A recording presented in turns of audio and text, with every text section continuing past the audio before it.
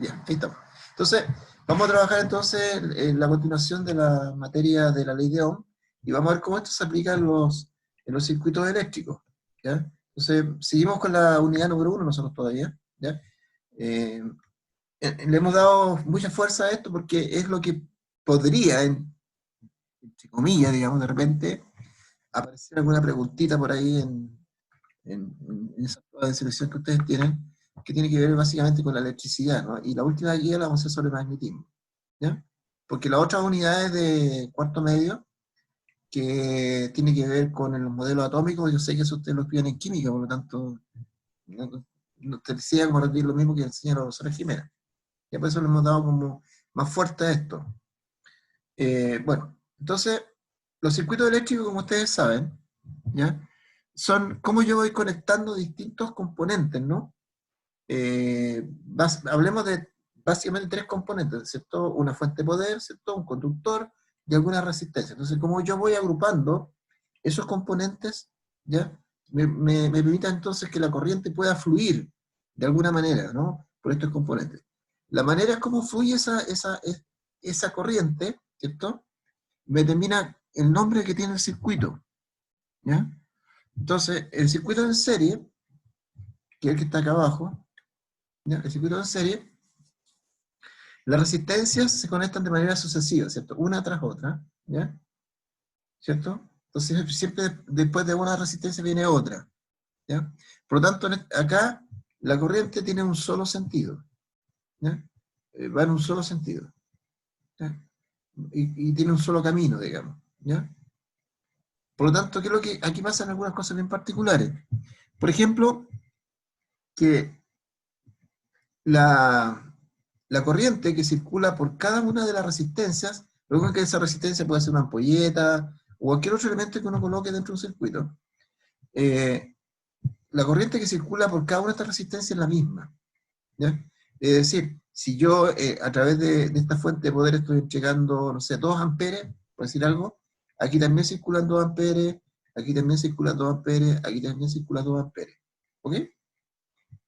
Ese es un tema. El otro es que la energía que está entregando esta fuente de poder, o sea, el voltaje que está entregando, se me reparte en estas tres resistencias. Es decir, si aquí estoy entregando 3 volts, por decir algo, esos 3 volts se me reparten en estas tres resistencias que están acá. ¿Ya? Ahora, cómo se repartan esos 3 volts va a depender evidentemente del valor de cada resistencia, ¿ya? Del valor que tengan. Si son iguales, se van a repartir en forma igualitaria. O sea, aquí va a haber un volt, un volt, un volt. ¿Ya? Entonces, ¿qué significa eso? Que la diferencia de potencial, el voltaje o la energía que llega a cada resistencia es diferente, ¿ya? No todas las resistencias tienen la misma, ¿cierto?, diferencia de potencial, por lo tanto, la diferencia de potencial, entonces, mientras más resistencia tengo, ¿cierto?, se va dividiendo en más elementos, ¿ya? Por lo tanto, si tengo un circuito, es probable que la intensidad de la primera ampolleta sea mucho más grande que la intensidad de la última ampolleta. Y otro factor acá tiene que ver con la resistencia total, o resistencia equivalente, que es esa que está ahí, ¿no? La resistencia equivalente en este caso corresponde a la suma de todas las resistencias del circuito. Es decir, si yo quiero saber cuál es la resistencia total de un circuito en serie, debo sumar todas las resistencias, sumarlas. ¿Ya? ¿Ok? Bueno, ese es entonces un circuito en serie. El circuito, ¿cierto?, en paralelo, es un circuito que tiene características distintas, ¿ya?, a esta, ¿ya? Circuito en paralelo tiene, perdón, me fui, ahí está, circuito en paralelo, ¿ok? Entonces, ahí tenemos el circuito en paralelo, ahí lo podemos ver. Entonces, este es un circuito en paralelo, ¿no? Se fijan que la conexión es distinta a la anterior, ¿ya? Entonces, en un circuito en paralelo pasan cosas distintas a un circuito en serie. La intensidad de corriente, la corriente eléctrica, ¿cierto?, que está circulando, si no me fijo acá, tiene distintas posibilidades, o sea, tiene como distintos caminos. Aquí viene la corriente, ¿cierto? Y una parte de esa corriente baja y la otra sigue. Otra parte baja y la otra sigue. La otra sigue acá, y acá se juntan estas, y finalmente la misma corriente que salió es la que llega, ¿ya? Pero acá se reparte, ¿no? Por lo tanto, aquí la intensidad de corriente que circula por cada resistencia es diferente, es distinta, ¿ya? No es la misma. Y sucede lo contrario a los otros circuitos. La diferencia de potencial que hay aquí, y la diferencia de potencial que hay acá, y la diferencia de potencial que hay acá, es la misma que hay acá. Es decir, si aquí la pila me está entregando 1,5 volts, por decir algo, o si es una batería de auto, 12 volts, aquí van a haber 12 volts, aquí van a haber 12 volts, y aquí van a haber 12 volts. ¿Ya? Esto me asegura entonces que la intensidad, si es una ampolleta luminosa, si tienen la misma potencia, va a ser la misma en las tres ampolletas. ¿Ok? Y otro elemento importante acá que sucede es que si por alguna razón esto falla, no deja de funcionar, por alguna razón se quema o lo que sea, ya el circuito sigue funcionando. ¿Ya? O sea, las otras dos ampolletas que están acá van a seguir prendidas. ¿Ya? Lo que no ocurre en un circuito en serie. En el circuito de serie, que tiene un solo camino, si a usted se le quema algo, el circuito no funciona completo. ¿Ya? Que es lo que habitualmente sucede con las guirnaldas de los de Pascua, ¿no? Que a mí se me quemó una ampolletita esa cosa no funciona. Uno puede, si tiene el tiempo y las ganas, ¿cierto?, de buscar la ampolleta y encontrarla, ¿cierto?, y cambiarla, usted, ¿cierto?, hace el proceso y puede mejorar el tema. Como son baratas, en general uno ya ahora las desecha, las bota, ¿ya? Y ¿para qué? Me compro otro, ¿ya? Bueno, y la resistencia total del circuito se saca como la suma de las resistencias, pero en forma recíproca, ¿ya? Entonces, fija acá, la suma total de las resistencias, pero en forma recíproca. O sea, esta es una suma fraccionaria, ¿ya? Y evidentemente, desde el punto de vista matemático, el resultado de esta suma fraccionaria siempre, siempre va a ser menor, siempre va a ser menor que la menor de las resistencias que tengo acá, ¿ya? O sea, es un ejemplo, ¿no? Si yo tengo resistencia 2 ohm, resistencia 4, resistencia 6 ohm acá, si yo hago esta sumatoria, el valor de esta resistencia siempre va a ser menor que la menor de la resistencia, o sea, va a dar menor que 2. ¿Ya? Entonces esto me da un plus porque me dice que la resistencia en los circuitos en paralelo va disminuyendo, no va aumentando. ¿Ok? ¿Te fijas? Por lo tanto, el circuito en paralelo, obviamente el que nosotros habitualmente estamos utilizando, ¿no? En realidad utilizamos circuitos mixtos, pero en realidad el circuito paralelo el circuito en serie no es evidentemente una cosa muy conveniente, salvo una cuestión demostrativa o algo así. ¿Ya? Bueno, acá tenemos cierto análisis de circuitos. Entonces ya a los circuitos anteriores obviamente le ponemos números y vemos cómo se puede operar con esto. Entonces tenemos 4 resistencias. Recuerden que la resistencia eléctrica se mide en una unidad que se llama ohm, en honor a Simon Ohm. Por eso aparece ahí ese signo que está allí, ese omega, que es el signo de ohm. ¿Ya? Entonces significa que yo tengo 4 resistencias, una de 4 ohm, otra de 6, otra 8 y 10. Tengo 4 resistencias. ¿Ya? Entonces me preguntan, si usted hace un circuito con esas 4 resistencias, en serie, los pone en serie, ¿cuál sería la resistencia total del circuito? Entonces si yo lo pongo en serie, acabo de decir yo hace un rato atrás que la resistencia de un circuito en serie, ¿cierto?, corresponde a la suma de sus resistencias. Por lo tanto, lo que tengo que hacer simplemente acá yo es sumar toda esta resistencia. Y eso es lo que he hecho yo acá. Tengo entonces que la resistencia total va a ser 4 más 6 más 8 más 10, eso me da una resistencia total de 28 ohms. Simplemente eso, no más que eso. Entonces la resistencia de un circuito en serie corresponde a la suma de todas las resistencias del circuito. ¿Ok?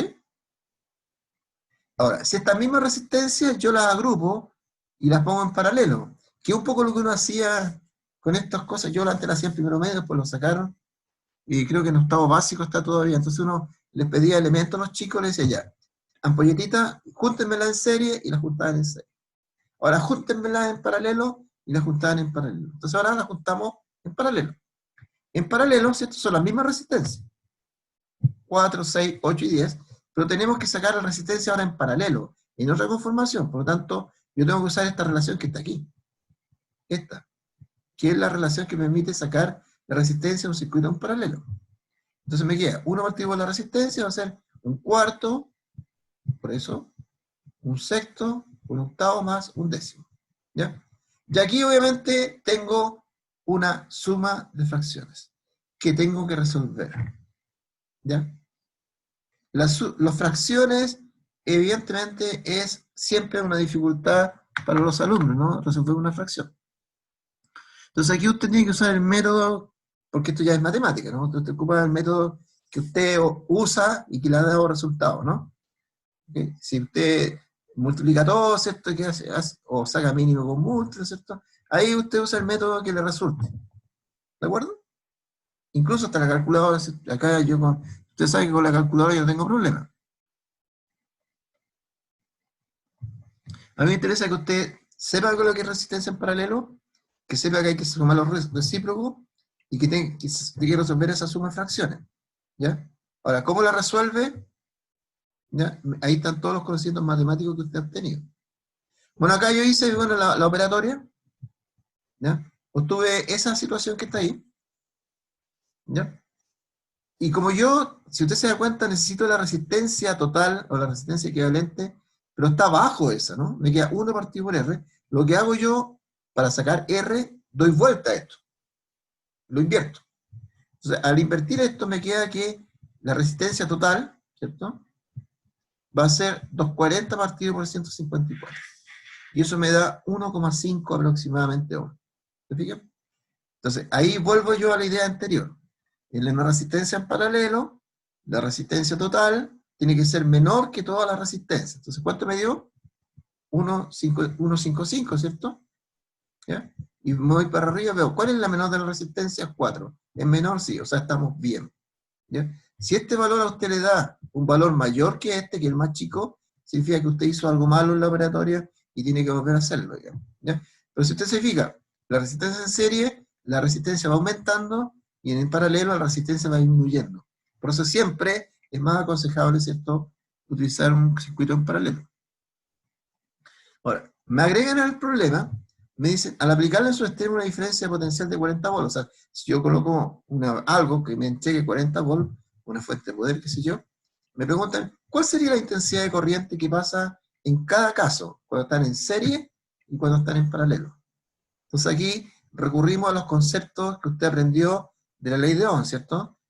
Donde nos decía que la intensidad de corriente era proporcional a la diferencia potencial. ¿Ya? Entonces, aquí está la relación, la intensidad de corriente, ¿cierto? Es el voltaje o ¿cierto? Los volts partidos por la resistencia. Tengo los dos datos, el volt es 40 y la resistencia en serie es 28. Divido y me da 1,42. ¿Ya? Sería la intensidad de corriente en el circuito en serie, en amperes. Y después hago lo mismo en paralelo, 40 partido por la resistencia, que es 1,55, y eso me da, perdón, me da 25,8 amperes. ¿Ya? Entonces ahí tengo el análisis de las mismas resistencias, si las conecto en serie, y el análisis de las mismas resistencias si las conecto en paralelo, y también cómo sería la intensidad de corriente en serie, y cómo sería la intensidad de corriente en paralelo. ¿Okay? Tenemos otro ejemplo acá, donde tengo un circuito. ¿Ya? Acá hay un circuito ya, ¿cierto? Conectado, ¿cierto? Tengo el punto A al punto P, ¿ya? Tengo tres resistencias, R1, R2 y R3, ¿ya?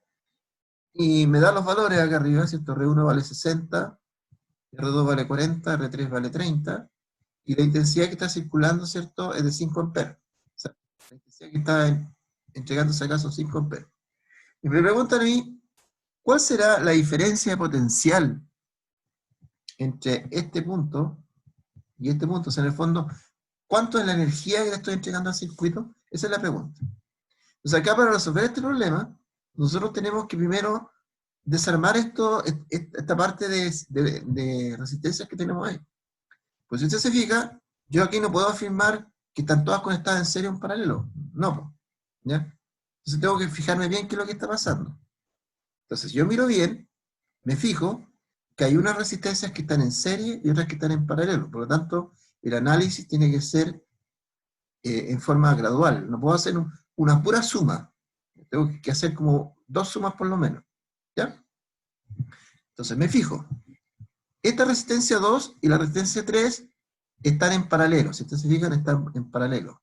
¿Ya? Esta no está en paralelo. ese está en serie. Por lo tanto, tengo que hacer un análisis de estas dos primero. Sacar, de estas dos sacar una. Y eso es lo que hice acá yo. Entonces, como estas dos están en paralelo, la R2 y la R3 están en paralelo, entonces aplico la formulita anterior, 1 partido por R, 1 partido por la R2, que es 40, y 1 partido por la R3, que es 30. Entonces me queda un cuarto más, perdón, 1 partido por 40 más 1 partido por 30. ¿Ya? Y eso sí, esa fracción es sumamente simple, porque son dos elementos, no como el anterior. Son dos fracciones que hay que sumarlas. Ahí usted puede hacerlo como guste, puede multiplicar cruzado, ahí usted ve, o sacar mínimo, usted ve cuál es el procedimiento que utiliza. Yo acá puse el resultado inmediato, porque hice toda la operatoria, ¿cierto? Y di vuelta y me dio 17,1. ¿Ya? Entonces, entre la resistencia 2, que vale 40, y la resistencia 3, que vale 30, la resistencia total en paralelo me da 17, veo si cumple la norma. Esta es menor que la menor de las dos, sí, porque esta la menor es 30 y esta está correcto, es 17, estamos perfectos. Esta resistencia que quedó aquí, significa que estas dos que están acá, se me transformaron en una sola, que vale 17. ¿Ya? Y esta que quedó solita, por lo tanto, al quedar solita acá, me va a quedar en serie con respecto a esta. Entonces, como me queda en serie, voy a tener que esta R1 vale 60, y esta R total de estas dos vale 17. Y como están en serie, lo que tengo que hacer acá es simplemente sumarlas. ¿Ya? Entonces, al sacar la resistencia total, me va a dar 60, que es la resistencia 1, más esto que vale 17. Eso me da 77,1. Por lo tanto, la resistencia total de este circuito, que hay una parte conectada en paralelo y otra en serie, me da 77,1. ¿De acuerdo?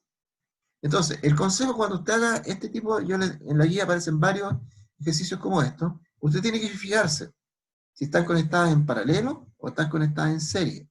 Y a partir de ahí trabajar. ¿Ya? Y siempre comenzar de atrás hacia adelante, o sea, de aquí para allá. ¿Ok? Porque si hubiera empezado con esto y la junto con esta de acá, ya estaba malo. Porque no están conectadas en serie las dos. ¿Ya? Estas están en paralelo, por lo tanto, junto estas dos, después esta de acá. ¿Ya? Siempre empezar hacia allá. ¿Ya? Siempre hacia allá. Ese es un concepto. Bueno, tengo la resistencia total, 77,1. Aplico la ley de Ohm entonces, voltaje igual I por R, que es lo que me están preguntando, ¿cierto? Todavía no respondemos la pregunta. Entonces, la intensidad de corriente que me estaban dando eran 5, y acabo de descubrir la resistencia total, que es 77, multiplico, y me da entonces que la diferencia potencial que se entrega acá son 38,5 volts. ¿Ya? Bueno, esa es la manera en la cual yo puedo analizar circuitos. ¿Ok? Yo tengo que meterme en el tema, o sea, necesariamente yo tengo que leer los ejercicios de la guía y resolverlos paulatinamente en forma lenta, ¿no? A medida que usted los vaya haciendo, vaya agarrando el ritmo, se da cuenta que en realidad, no sé cómo lo verán ustedes ahora, pero eh, algo que parece un poco complejo, en realidad no lo es tanto. ¿Ya? Es bastante simple.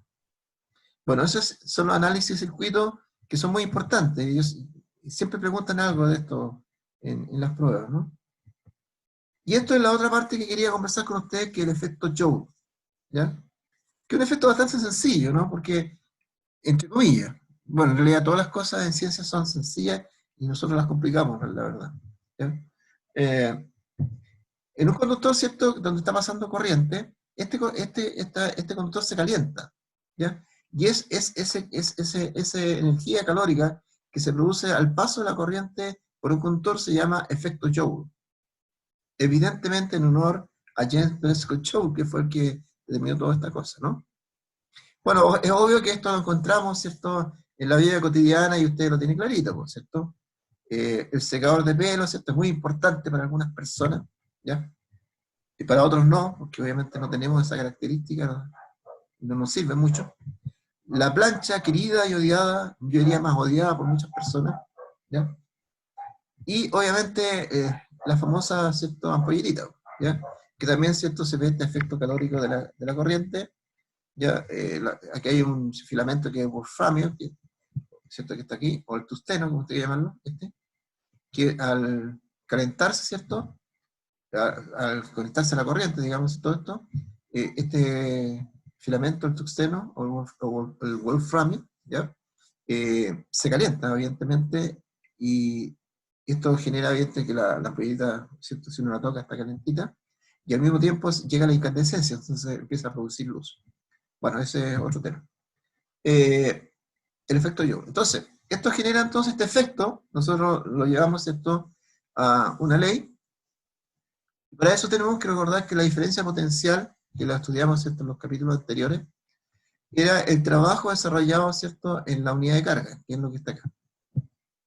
Trabajo en la unidad de carga, ¿cierto? Y que la potencia eléctrica, que también lo hemos conversado, es el trabajo dividido por la unidad de tiempo, ¿cierto? ¿Cuánto trabajo desarrolla en la unidad de tiempo? Eso se llama potencia eléctrica. ¿Mm? Y nosotros la medíamos en watts, ¿cierto? Por ejemplo, 60 watts significaba que había un gasto de 60 unidades de energía por segundo. O sea, desde el punto de vista más concreto, 60 joules se gastaban por segundo. O sea, en el fondo la potencia te dice cuánta energía tú gastas en la unidad de tiempo. ¿Ya? Tal como dice ahí. Por lo tanto, si yo, en vez de poner la W, ¿cierto?, hago un reemplazo acá, ¿cierto? W es la V por Q, lo reemplazo. Me queda esta expresión que está acá, perdón. Esa expresión que está ahí. Y como si usted recuerda de las clases anteriores, la carga partida por el tiempo, ¿cierto?, esta que está acá, es la corriente eléctrica. Por lo tanto, en vez de poner Q partido por T, coloco I, entonces toda esta expresión me queda que la potencia es V por I, o sea, el voltaje por la intensidad de corriente. ¿Ya? Entonces la potencia eléctrica se puede calcular multiplicando la diferencia potencial o la caída de tensión, ¿cierto?, el voltaje por la intensidad de corriente. ¿Ya? Ahora, como yo conozco la ley de Ohm, ¿cierto?, que me dice que la intensidad de corriente que circula por un conductor es proporcional a la diferencia potencial que se le está aplicando, yo puedo, evidentemente, esta relación que está acá, que la podemos ver acá abajito, ¿cierto?, ahí está, la puedo transformar, ¿cierto?, utilizando la ley de Ohm, y obtengo otras relaciones que son equivalentes. Aquí tengo, ¿cierto?, la que está arriba, ¿cierto?, voltaje por intensidad, pero haciendo análisis de la ley de Ohm me queda que el voltaje al cuadrado partido por la resistencia, o la intensidad al cuadrado por la resistencia. Cualquiera de esas, de acuerdo a los datos que usted tenga, a los números, ¿cierto?, que se entreguen en los ejercicios, usted puede, ¿cierto?, utilizarla. Entonces, pero es la fórmula de potencia eléctrica, ¿no? La potencia eléctrica, insisto, es la energía que se gasta en la unidad de tiempo, ¿ya? ¿Cuántos watts estoy gastando por segundo? ¿Ya? Esa es la potencia eléctrica. Y yo la puedo calcular entonces, si conozco el voltaje y la intensidad, el voltaje y la resistencia, o la intensidad y la resistencia, puedo calcularlo por esas fórmulas que están ahí, porque existe la ley de Ohm, ¿ya? ¿De acuerdo? Ahora, si yo, ¿cierto?, empiezo a pensar en que obviamente al pasar la corriente por un conductor, este se calienta, hay una energía calórica que se está desarrollando por unidad de tiempo, ¿ya? ¿De acuerdo? O sea, es la energía por unidad de tiempo que se está transformando en calor, ¿de acuerdo? Por lo tanto, esa energía en unidad de tiempo, ¿ya? Si usted se fija, esta parte de acá es lo mismo que está acá, que es la potencia. Si yo, esta energía, que la vamos a llamar calor y la vamos a asignar con la letra Q, ¿ya?, en la unidad de tiempo, ¿cierto? Este tiempo lo podría pasar para acá y me quedaría lo mismo de ahí, ¿ya? Pero lo podría transponer de esta forma, ¿ya?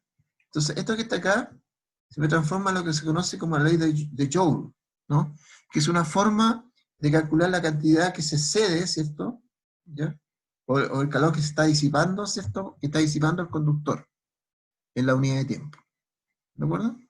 Entonces, acá yo puedo hacer, esta Q me significa el calor cedido, ¿cierto?, ¿ya?, en la unidad de tiempo, porque aquí aparece, si te fijas, el tiempo.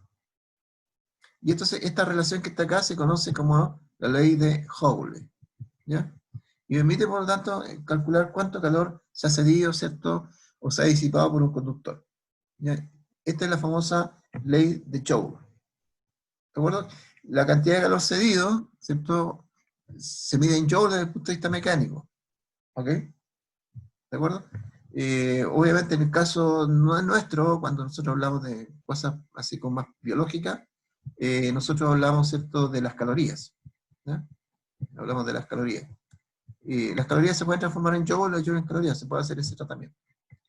Y acá tenemos, obviamente, para finalizar, un ejemplo de cómo, ¿cierto?, se puede aplicar esta ley de Joule. Dice, por el embobinado de un motor eléctrico, circulan 5 amperes, para estar conectado a una diferencia potencial de 220 volts, ¿qué calor genera en 120 segundos?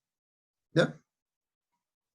Entonces, tengo los datos, ¿cierto? Tengo la intensidad de corriente, 5 amperes, tengo la diferencia que me están entregando, que es la que me entrega la red pública, ¿cierto? Estoy conectado a la red pública a 220 volts, el tiempo que son 120 segundos, y me están preguntando la cantidad de calor, ¿cierto?, que se está generando por esa circulación de la corriente. ¿Ok? Entonces, si usted se da cuenta, en la fórmula anterior, había una variable que era la resistencia, y que obviamente no tengo acá. Tengo la intensidad, entonces, como yo voy a aplicar esta fórmula para poder calcular la cantidad de calor, necesito antes de eso, fijarme si tengo todas las variables. ¿La intensidad de corriente la tengo? Sí, la tengo acá. ¿Tengo el tiempo? También lo tengo, perfecto. Pero la resistencia no me aparece. Por lo tanto, lo que tengo que hacer yo previo es ver de dónde yo calculo la resistencia eléctrica. Entonces, nuevamente vamos a la ley de Ohm, ¿ya? Por eso nosotros dedicamos una guía completa, ¿cierto? Y 3 semanas para que usted entendiera esta ley. Entonces, vamos a la ley de Ohm, ¿cierto?, que me dice que la resistencia es voltaje partido por la intensidad. ¿Tengo los datos? Sí, ahí los tengo. 220 partido por 5 se me da entonces una resistencia de 44 ohms. Y ahora sí, tengo todos los datos, ¿ya? Y puedo entonces reemplazar en la relación, ¿ok? IRT. Entonces reemplazo los 5 amperes, ahí están, los 44 ohms, el tiempo, 120 segundos, ¿ya? Y ahí hago la multiplicación, le elevo al cuadrado, ¿cierto? Y esto me da esta cantidad que está acá. Ahora, aquí aparece un número que es 0,24, ¿ok? Si yo lo hago sin este número, este resultado me va a dar en joule. Se me darían una cantidad en joule, sin esta multiplicación. Pero si yo pongo 0,24 por todo eso, el resultado me queda en calorías. ¿Ya? ¿De acuerdo? Que es como la equivalencia entre calorías y joule. ¿Ya? Recuerden que los conceptos tienen distintas formas de medir a través de unidades, ¿no? Por ejemplo, para que me entiendan, el tiempo yo lo puedo medir en horas y en minutos. Entonces, yo puedo hablar de 2 horas, ¿cierto? O puedo hablar de 120 minutos. Estoy hablando del mismo tiempo. No he agrandado ni achicado el tiempo. Estoy utilizando unidades distintas. Acá es lo mismo. Yo puedo medir el calor producido, ¿cierto?, en calorías, ¿ya? Si lo hago así, ¿ya? Y si no incluyo la equivalencia, bueno, me va a quedar en joule, ¿ya? Así es simple. Bueno, pero esa es la forma de trabajar, ¿ok? Y esos son los 2 temas que tenía que presentarles hoy día, chiquillos. Lo que es el análisis de circuitos, ¿cierto? Y de alguna manera, algunas cositas, porque en realidad esto es bastante básico, respecto a lo que es la ley de Joule.